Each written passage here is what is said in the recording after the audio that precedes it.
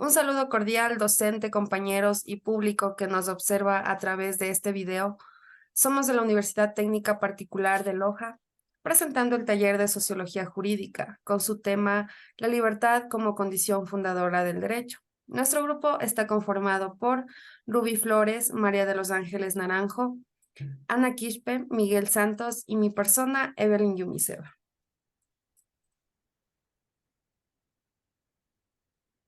La libertad como ciencia fundadora del derecho.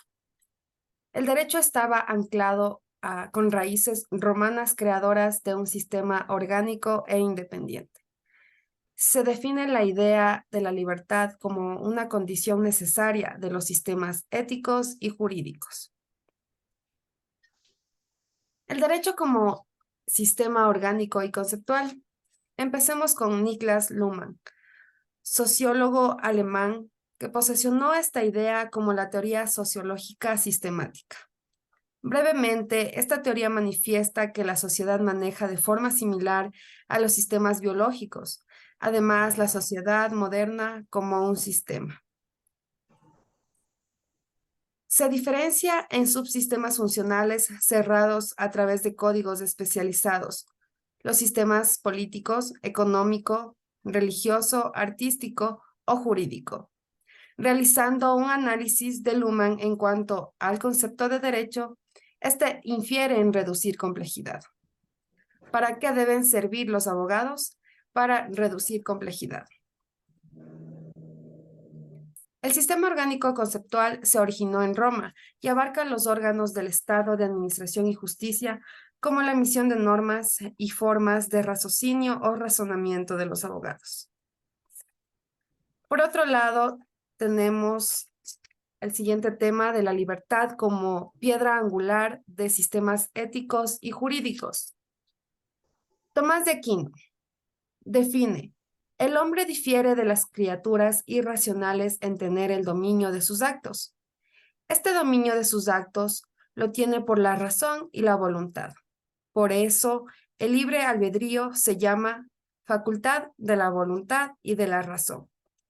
La idea inicial de Santo Tomás es definida siglos después, desde la orilla protestante, por Cristian Thomasius, un jurista de la Ilustración que hace hincapié en el crucial aspecto de la voluntad libre, como fundamento que procede y supera a los sistemas religiosos y aún a los jurídicos.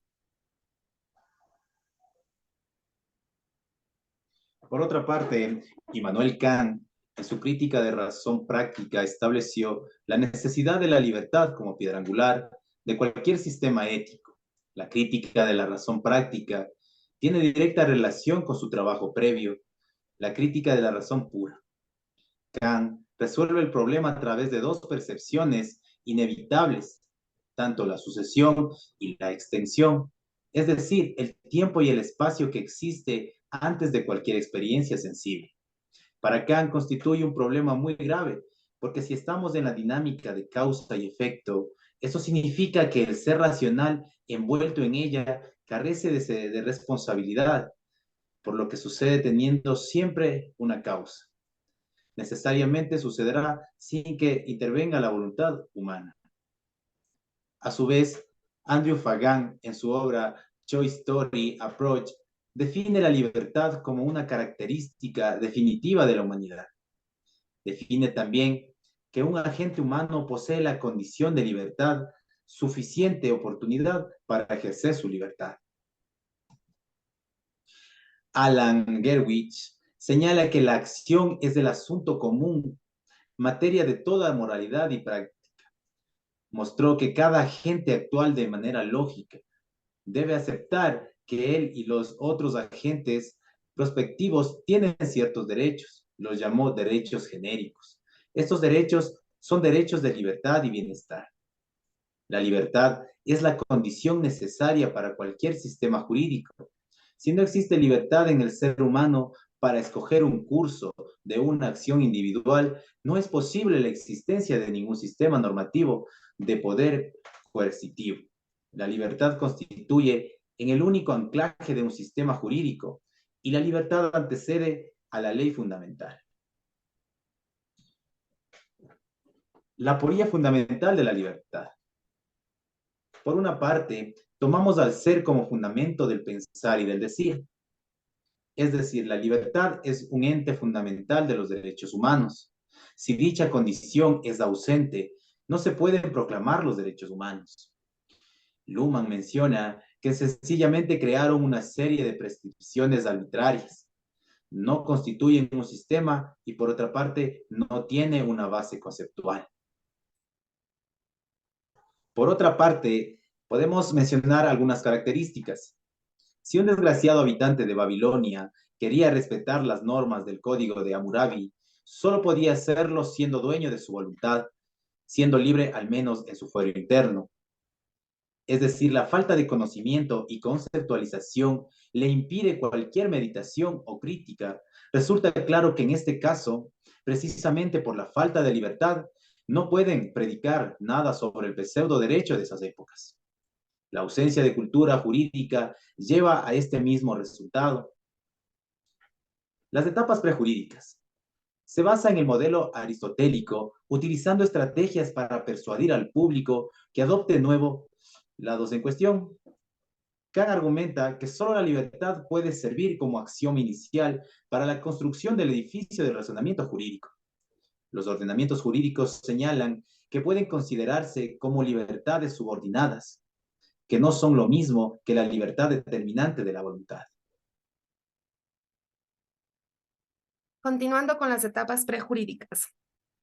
El Pacto de San José es el pacto internacional de los derechos civiles y políticos que ilustran la aporía de la libertad, en el sentido que permiten que se restrinja algunas libertades e impiden que otras se toquen. Crisipo consideró que todos los seres humanos participemos de un soplo divino y que, por esta razón, todos somos iguales y tenemos una dignidad que no es intrínseca.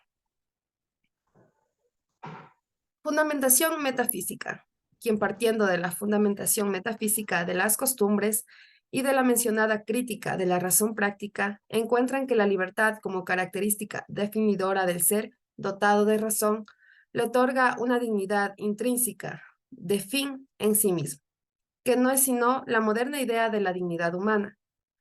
Los seres cuya existencia no descansan en nuestra voluntad, sino en la naturaleza, tienen empero, si son seres irracionales, un valor meramente relativo, como medios, y por eso se los llama cosas. En cambio, los seres racionales llámense personas, porque su naturaleza los distingue ya como fines en sí mismos. Concluyendo con este tema, podemos decir que la libertad es la condición fundadora del derecho, ya que nos permite interactuar entre individuos y nos permite desarrollarnos en sociedad, creando sistemas jurídicos y estableciendo así el derecho. Dicho término ha tenido popularidad en los últimos tiempos, fundando también una influencia sumamente interesante en el mundo del saber. Agradecemos a todos por su atención. Muchas gracias.